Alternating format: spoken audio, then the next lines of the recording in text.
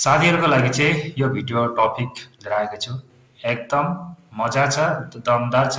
यो भिडियो हेर्नै पर्ने छ। नहेर्दा पनि पस्ताउनुहुन्छ।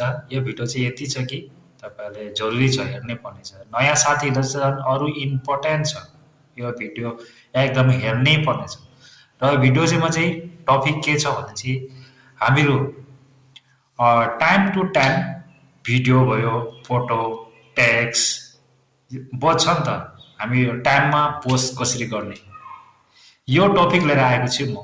एकदम मैले यो राम्रो छ यो टपिक चाहिँ तपाईहरुलाई म सबै मेरो मोबाइल स्क्रिन रेकर्डमा देखाउँछु। तपाईहरुले हेर्न सक्नुहुन्छ कसरी हामीले फेसबुकमा काम गर्दा चाहिँ time to time video, photo, text time to time हामीले पोस्ट गर्ने।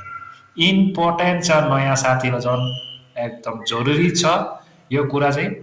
यो भिडियो चाहिँ यो कुरा तपाईहरुले एकदम आफ्नै प्रोफाइलमा सेभ गरेर राख्नु र मलाई नयाँ साथीहरुको लागि चाहिँ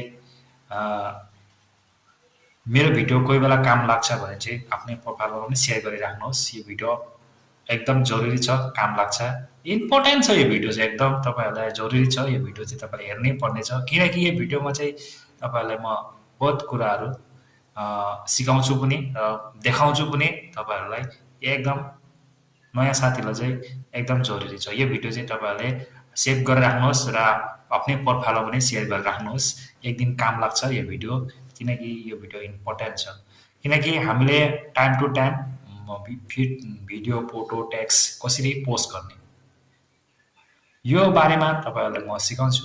आउनुहोस् मेरो मोबाइल स्क्रिनमा तपाईलाई म देखाउँछु कसरी हामीले पोस्ट गर्ने। म प्रोफाइलमा आइपुगे र फोटो एउटा लिए मैले।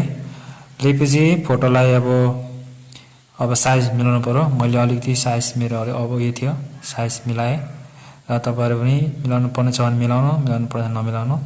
र यहाँनिर अब धेरै अप्सन छ फिल्टरको, कस्तो फिल्टर लिन सक्नुहुन्छ लिनुहोस्। र मैले चाहिँ यहाँनिर यसै एउटा ब्युटी गरेको थिएँ तर चाहिँ म ब्युटी गर्दिन। मेरो लागि चाहिँ मलाई पसन्द छैन ब्युटी गर्नुलाई र यो मेरो भयो अब हैन। मैले लिन केही पनि यहाँ अब लेख्नु पर्ने छ। तपाईहरुले के लेख्नुहुन्छ आफ्नो मनको यो के लेख्नुहुन्छ त आफ्नो उयसमा लेख्नुहोस्। र यहाँ मैले good morning whole Facebook family भनेर लेखेँ र यहाँ मैले एआई बाट ट्याग गरेर एउटा अप्सन चोइस गरेँ। चोइस गरेपछि